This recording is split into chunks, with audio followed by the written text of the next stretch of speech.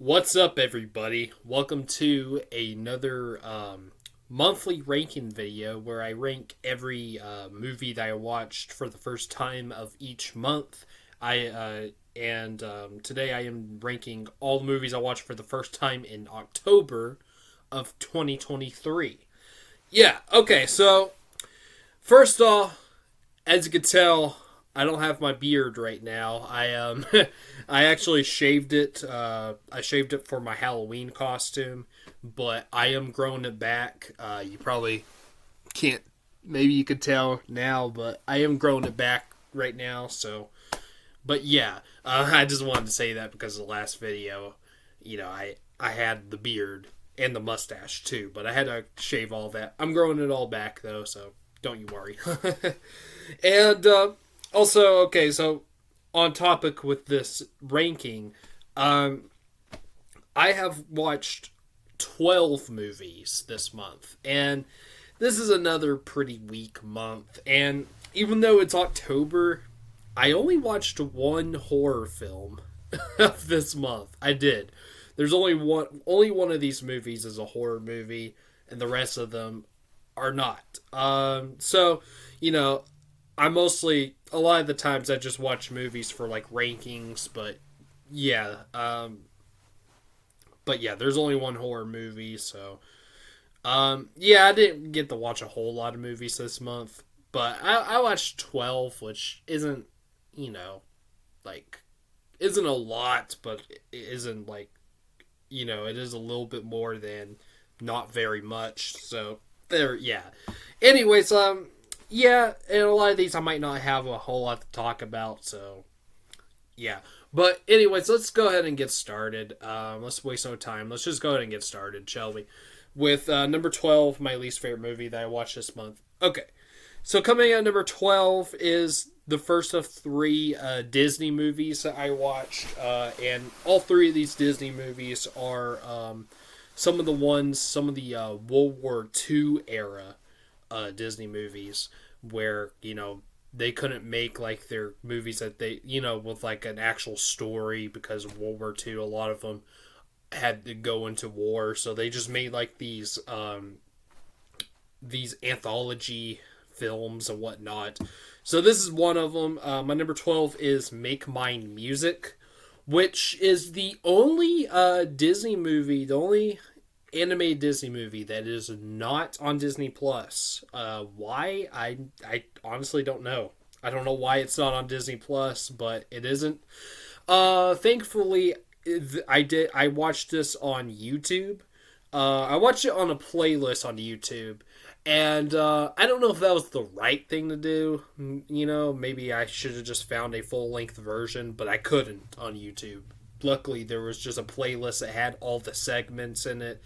So yeah. It might have been cheating because one of these segments I watched was Peter and the Wolf. That one wasn't the actual version that was in the movie because the animation was, but this version actually had narration by David Bowie.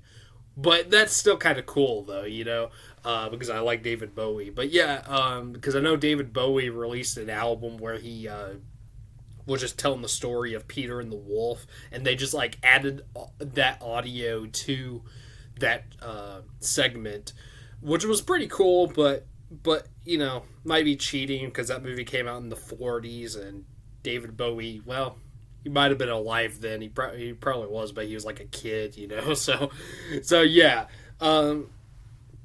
But so that might have been cheating, but I still count it as I watched the movie because I watched all segments. So yeah.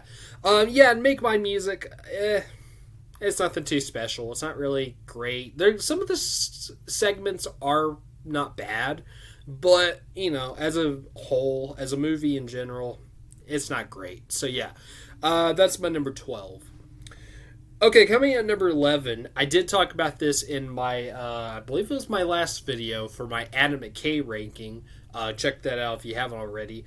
That is Vice, his movie Vice, Adam McKay's Vice. And I said it in that video, but I'll go and say it real quick. This is a really weird movie. It really is. It's a really weird political movie, and it has a performance by Christian Bale that I did not hate. So there's that. I didn't really like the movie all that much, but it was interesting. So I'll give it that because it was really weird. But yeah. Vice, that's my number 11. Okay, coming at number 10, we have another one of those Disney movies, anthology movies. That is the Three Caballeros. Hopefully I'm saying that right. I don't know. Probably not. But Three Caballeros. This is maybe like a documentary, sort of, kind of. I know it's kind of the sequel to Saludos Amigos, which I talked about, I think, maybe my last monthly ranking, or maybe it was the one before. I can't remember for sure, but yeah, it's a sequel to that, and although this one's longer because Saludos Amigos was only like 40 something minutes, this one's like maybe 60 or 70 minutes long, so it actually is a feature length film. It was okay, I guess. I don't know, it has Donald Duck in it, and I love Donald Duck, so that's cool. Even though he's like super horny for women in this one. For real, he really is. There's like all these live action women and stuff, and he's always like flirting with them. So yeah. But I don't know, and the two other birds are pretty cool too, but yeah, don't really have much to say about it. I barely remember anything from it, so yeah, it's whatever. That's my number 10, the Three Caballeros. Don't know if I'm saying that right, but yeah. Okay, coming in at number 9, we have we got 2 Studio Ghibli movies on here, and this is the first one I'll be talking about. That is Castle in the Sky. And those of you who are fans of this movie, I do apologize, which I can see there being fans for it because I didn't think it was a bad movie at all. But I honestly wasn't a big fan of Castle in the Sky. This was the first Studio Ghibli movie that I have seen so far that I honestly wasn't a huge fan of. Like, it was honestly the story. The story didn't really do much for me. Like, I don't know. But yeah, I did enjoy some stuff. Like, I thought the 2 lead characters were okay. The music was pretty good, although there's another Ghibli movie I like the music for better. We'll get to that later. But and of course the animation. The animation for Ghibli is always great. But and some of the voice acting was pretty good. Like I liked Cloris Leachman. She was good. Anna Paquin was good. By the way, yes, I watched the dubbed version. Sorry. I rather watch dubbed versions of the Studio Ghibli movies, of anime in general, really. If there isn't a dubbed version, then fine, I'll watch the subbed version. But yeah. Anyways, but yeah, Anna Paquin was good. James Van Der Beek was weird. Honestly, I don't understand why he chose to do that voice for that character. I guess he just tried to sound younger, but he just sounded so weird and like very cartoony. The best one was definitely Mark Hamill, though. Mark Hamill was great as the villain, but yeah, Castle in the Sky, it was okay.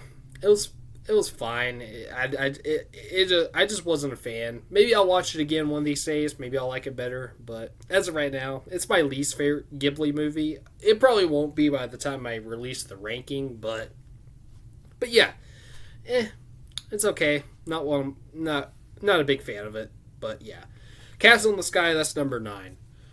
Okay, coming at number 8, we have an Alfonso Cuarón movie. One of 2 Alfonso Cuarón movies on here. That is A Little Princess. This is his second film, I believe. Yes, this is his second film that he's directed. And this is like kind of a kid's movie, I guess. It's like loosely based on a story. But yeah, it was okay. I thought the lead actress, the lead character, whoever played her, the actress, she was very good. I enjoyed her performance. And honestly, I can't really think. I don't remember what else to say about this movie, but it was okay. There were some cool looking like visuals in the movie. I remember, and stuff like that, and like and cool like I think practical effects and stuff. Um, but yeah, I didn't love it. It was just whatever. It was just okay. But yeah, a Little Princess. That's my number 8. Okay, coming at number 7, we have the last of the 3 Disney movies I watched. That is Fun and Fancy Free. And the reason why I put this one higher is because it has the Mickey and the Beanstalk segment. I really enjoyed that. I actually saw that as a kid too. I remember seeing that as a kid. I don't think I saw this entire film as a kid, but I did see the Mickey and the Beanstalk segment with him and Donald Duck and Goofy, and I really enjoyed that. The giant's really funny in that. I didn't really like the other story though. The Bongo the Bear segment was kind of not really. And though some of the live action stuff, like they had that one, I forgot Charlie McCarthy and whatever that other puppet's name was. I forget the actual ventriloquist's name, but yeah, I didn't really care for that stuff either all that much, but it's mostly I gave this I think a 6 out of 10 because of the Mickey and the Beanstalk story was really good, so I really enjoyed that. But as a movie itself, it's okay. Yeah. That's my number 7, Fun and Fancy Free. Okay, coming at number 6, we have the horror movie I was talking about, and some people might be shocked that I just now got around to watching it finally, and you might not like my opinion on this movie. That is The Lost Boys. Yes. Now, I gave this movie a 7 out of 10. I enjoyed it. I really did like the movie. I did. However, I didn't think it was a very good movie, to be honest. Like, I honestly thought this was a bad movie. I did. I thought a so bad it's good movie, but still a bad movie. Like, yeah, I wasn't expecting it to be bad. I knew it was going to be cheesy, but I didn't think it was going to be bad, and it kind of was. I mean, it's definitely not terrible. Like, there's some good moments and stuff, but it is really, really cheesy to the point where it's bad. Like, some of the acting, half of the acting is good, but half of the acting isn't. Like, Corey Haim was pretty bad, honestly. Corey Feldman was also pretty bad, but entertainingly bad. Like, I really enjoyed his performance, even though he was pretty bad in it. But his voice was fucking hilarious in that movie. I just couldn't take him seriously. The same with another actor I couldn't take serious in this movie was actually Alex Winter, who was one of the vampires, and he's mostly known for the Bill and Ted movies, but he is one of the vampires in this movie too. And I mean the other guys, like Kiefer Sutherland and the other dudes, they look pretty intimidating, but he didn't. He did not look intimidating at all, and I just could not take him seriously as a vampire. I just couldn't. But like I said, Kiefer Sutherland was really good. I thought the guy who played Michael was pretty good, and the girl too, she was good, and what's her name? I forgot, but she was the mom in Edward Scissorhands. She was good, and her boyfriend too. And this movie does have a good story, and I actually so I actually saw some of this movie before, like with my brother and sister-in-law who I live with. They were watching it one time, and I was I was in the room, but I wasn't fully watching. But I did remember thinking that I didn't like the cinematography then. As I watched it this time, I did like it this time. I mean, it's not great to look at, but it does work with the film. Like, it really does. But yeah, the story I thought was pretty good, but could have been executed a lot better. in certain parts, especially the twist, which I will say, the twist at the end, I did not see coming, but I still didn't think they did it very well. Like, I feel like if you need to do a twist, if whether you see it coming or not, you still have to add like some clues to it at the beginning, that proves that it's going to happen. Maybe you'll pick up on it, maybe you won't, but I don't remember ever, like, I was like, after the twist happened, I was like, wait, what? Like, I don't remember if they, tried to give clues to it or not, but yeah. Yeah, and also the music, which some of it was pretty cool. Like, I liked the Echo and the Bunnyman cover of People Are Strange from the Doors. That was cool. But particularly the theme song was hilariously bad. They kept saying, like, thou shalt not kill, and stuff like that. I was laughing my ass off at that because it was so bad.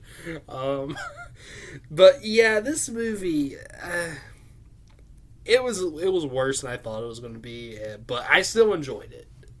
It wasn't so bad it was a good movie, but I still thought it was a bad movie. I'm sorry, people. I still like it.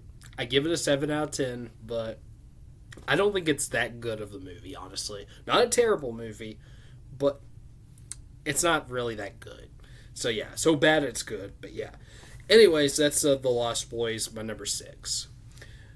Okay, so coming in at number 5, we have the other Alfonso Cuarón film I watched. This is his debut film, and I'm going to...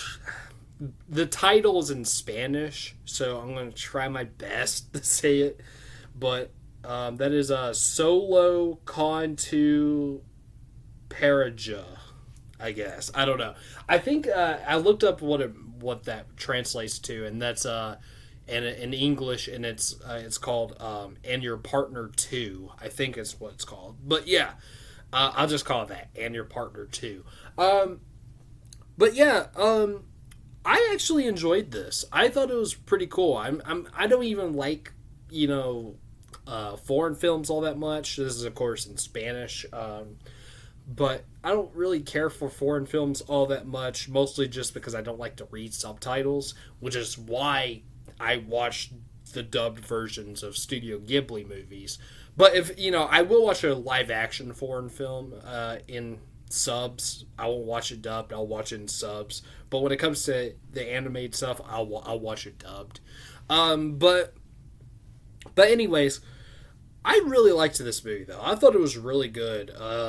It was really funny and surprisingly funny for a foreign film, because a lot of times I can never catch the humor in foreign films, but I did this time, and I really thought it was funny, and it's kind of a weird story about this dude who has sex with a lot of women, and like there was this one of the women that he had sex with was a nurse, and he made her mad, so she tricked him and told him that he had AIDS. Sent him a note that said that he had AIDS, and I won't say what happens, but yeah. But yeah, it's a pretty good movie though. It's funny too, and I enjoyed it very much. The cinematography was very different from other Alfonso Cuarón films later on, but still, I still really enjoyed it. And yeah, I liked it better than a Little Princess. So yeah, And Your Partner Too. That's my number 5. Okay, so coming in at number 4, we have the other Studio Ghibli movie, and this is actually their first movie. Although I don't think they had the name Studio Ghibli yet when it came out, but they count it as their first film, and it says it's their first film on Wikipedia, so I'm counting it as their first film. I'm gonna count it when I do the ranking. So yeah, that is Nausicaa of the Valley of the Wind. Really good for a first film by Studio Ghibli. I didn't love it as much as the other ones I saw before this, which were Spirited Away, My Neighbor Totoro, and Kiki's Delivery Service. But I still enjoyed it very much. The story I was kind of mixed on. Like, I didn't really understand the story, but I thought it was pretty cool though. Like, I found it a lot more interesting than the story in Castle in the Sky. So yeah, and the voice acting too.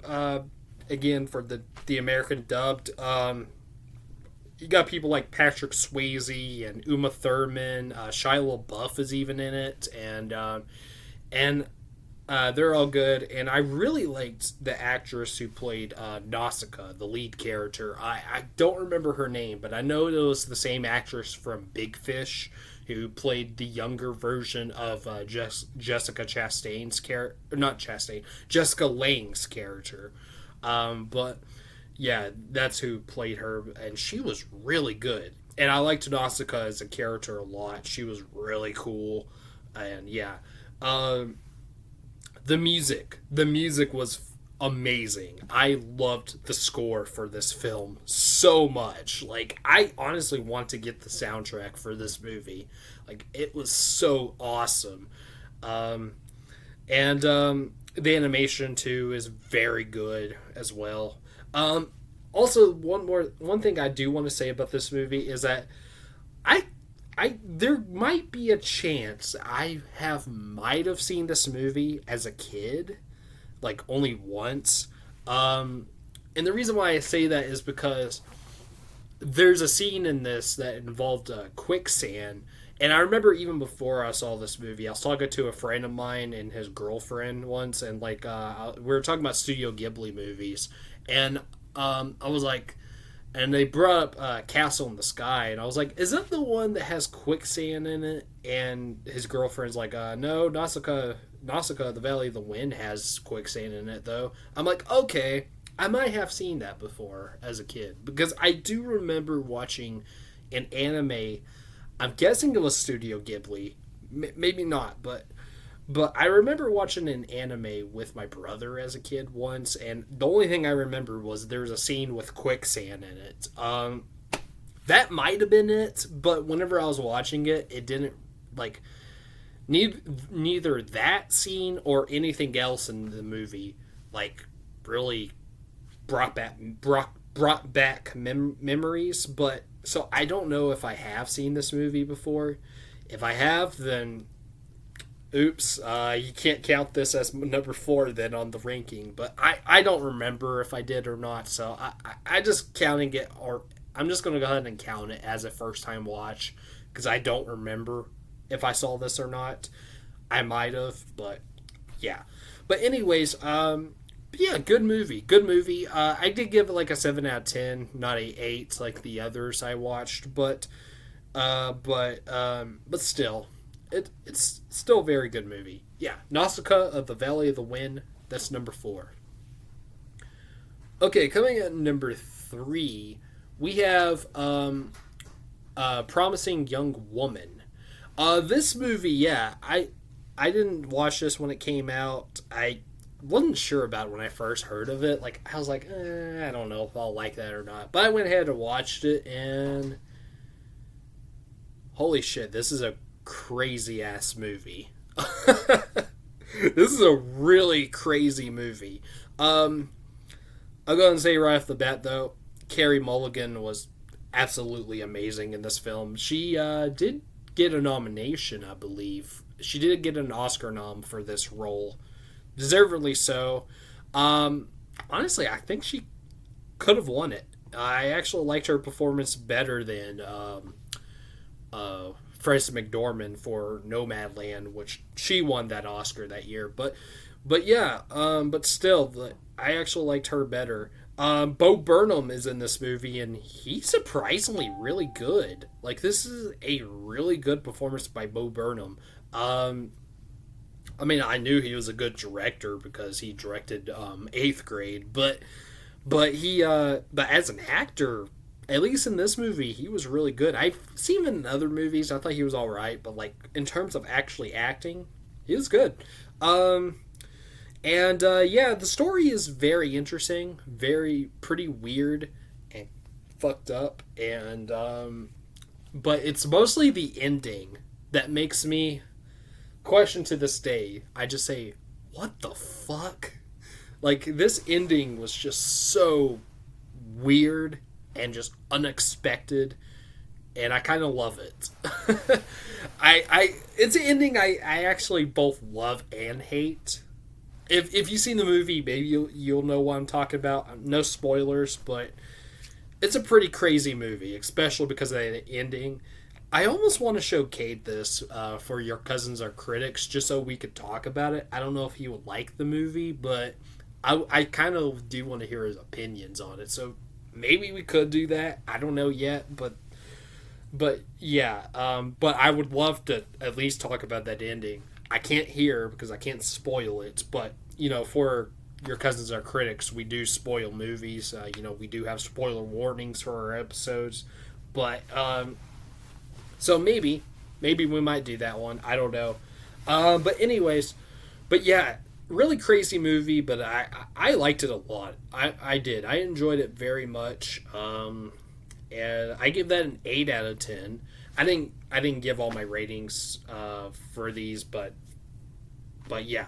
Promising Young Woman, really, I enjoyed it very much. As of right now, it's actually my favorite movie of the year 2020. But yeah, Promising Young Woman. That's my number 3. Okay, coming at number 2, we have a Jim Jarmusch film, and that is Dead Man. This has been a movie that I've been wanting to watch for a very long time. Even before I got into Jim Jarmusch's films, I heard about this and I was like, that sounds really cool. I think I want to watch that movie. This is a Western, of course, and it stars Johnny Depp, along with other actors like there's like people like Alfred Molina, who also was in Promising Young Woman. I forgot to mention Alfred Molina in Promising Young Woman, but yeah. But he's in this. Crispin Glover too. Michael Wincott, who was the villain in The Crow, just in case you don't know. I rhymed there, but who else was in this? There was a lot of people. Iggy Pop, yeah, Iggy Pop was in this movie. And he was a big reason why I wanted to watch it, because I love Iggy Pop, and he was pretty good. And I forgot who else. I know Gibby Haynes from the Butthole Surfers had a cameo in it, and I didn't even recognize him, but yeah. But yeah. Anyways. There's some other actors too. Gabriel Byrne was also in it. John Hurt as well. Those are some others. But yeah, Dead Man.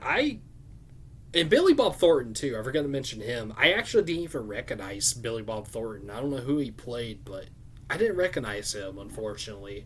But I did see his name in the credits. But anyways, Dead Man is a really cool movie. The cinematography is awesome. The black and white cinematography, it looks so good, and the movie itself is just really cool. It's not for everybody. Like, I can see not all, even Western fans, not liking this movie. I'm not a huge Western fan myself, but I still enjoyed this. I actually found a new appreciation for it after I read the plot of the film on Wikipedia, because I was kind of lost after watching this movie. But after I read the plot, I'm like, okay, I like this movie even better now. Johnny Depp is fantastic. I don't know if I said that already, but he's great. I really like the guy who played Nobody. That's the name of a character in this movie. He was really good. Yeah, and this, you could definitely tell that this is a Jim Jarmusch Western. Like, this is definitely a Jim Jarmusch. If you heard that Jim Jarmusch did a Western and your first thought is, really? But then you watch the movie and you're probably like, okay, yep, that was definitely Jim Jarmusch, all right. But if you've seen his other films, but yeah. And I've seen some others, and like, I think I've seen enough to know his, style of filmmaking. It's pretty different, but I enjoy it very much. But yeah, Dead Man. Really good movie. and that's I recommend it too if you haven't seen it. And that's my number 2, Dead Man, directed by Jim Jarmusch. Yeah. All right, and my number 1 favorite movie that I watched in October 2023 is SLC Punk. SLC Punk, there's a good chance maybe you haven't heard of this movie because it's kind of underrated, but it does have a cult following. This came out in 1998, which was the year I was born, and it stars Matthew Lillard along with what's that dude's name from Freaks and Geeks? Jason Segel. Yeah, Jason Segel. Also Christopher McDonald, who played Shooter McGavin and Happy Gilmore, is even in this movie too. Those are the only big name actors that's in this movie. But yeah, it's about SLC, that stands for Salt Lake City, and it's about these guys from Salt Lake City who are punks, who dress like punkers or whatever, if you will. Not only people who listen to punk music, but who are punks. And it's a really cool movie. It reminds me of 2 movies actually, even though they don't really have anything to do with punks. But I actually put down as a review on Letterboxd of this movie. I said that if Trainspotting and Wayne's World had a baby, it would be this. I don't know. Some of it reminded me a lot like Trainspotting, some of the filmmaking aspects and whatnot. It has that really weird but cool, just weird shots and other weird stuff, kind of like in Trainspotting, sort of. That it has. If you've seen both movies, maybe you know what I'm talking about. I'm not good at explaining stuff. Sorry. But it also reminds me of Wayne's World because it has fourth wall breaking narration, where the character is narrating, but he's also actually talking to the camera, in Wayne's World, and also Ferris Bueller's Day Off. Stuff like that. Matthew Lillard does narrate this movie, but a lot of the time. He is also talking to the camera while he's narrating, and that's pretty cool. I enjoy that aspect. This movie was pretty funny too. It's a comedy as well as a drama, and I think it did both genres very well. I think it handled both comedy and drama very well. I'm a huge fan of both genres. Those are my 2 favorite movie genres, are drama and comedy, so it did it very well. And it was just a really good movie, and it had great music, of course. Had a lot of good punk songs and whatnot, stuff like the Dead Kennedys and the Clash. I think probably the Clash. I can't remember. I remember the Dead Kennedys. "Kill the Poor" was at the end of the movie, and there's some other stuff too. I forgot what else it had, but good soundtrack though, and just a really cool movie. A really cool movie that I think more people need to see. Also will say Matthew Lillard was really good in this movie. He's an actor I'm kind of I'm hit or miss with him. He's great in this, and he's also really good in the Scooby-Doo movies, actually. Even though those are not very good movies, he is one of the best part about them. Him as Shaggy, and then Linda Cardellini as Velma. They steal the show in those movies. But yeah, Matthew Lillard was really good as the lead character. I forgot his name. And the guy who played his friend Bob was really good too. I don't know the actor's name, but he was really good as well. And they had really good chemistry together. And I like some of the friends they hung out with and stuff. They were pretty weird and funny, and there was one guy that kind of reminded me of that dude in Trainspotting, actually, the really Begbie, the really crazy dude. He wasn't as crazy as him, but he was still kind of crazy. I think his name was Mark or something. But yeah, this was a really cool movie. I really liked it a lot, and I'm looking forward to watching it again. I might show it to Cade. Maybe we'll do Your Cousins Are Critics episode. I don't know, but I really enjoyed it, and it's kind of a hard movie to find, unfortunately. The town I live in right now just recently got a vintage stock, and they did have. I went there once, and they did have SLC Punk there, but it was like $30, and I don't know, like hard to find movies are like expensive. If I have that much money on me, then maybe I'll get it, but I might get it there if it's still there, maybe, but I might just have to find it cheaper, somewhere cheaper. Maybe Amazon might even have it cheaper. Who knows? But I would love to get that movie for sure. But yeah, SLC Punk, awesome movie. And if you're into punk music, you definitely need to watch this. I loved it. I loved it. I give it a 9 out of 10. Like it's that good.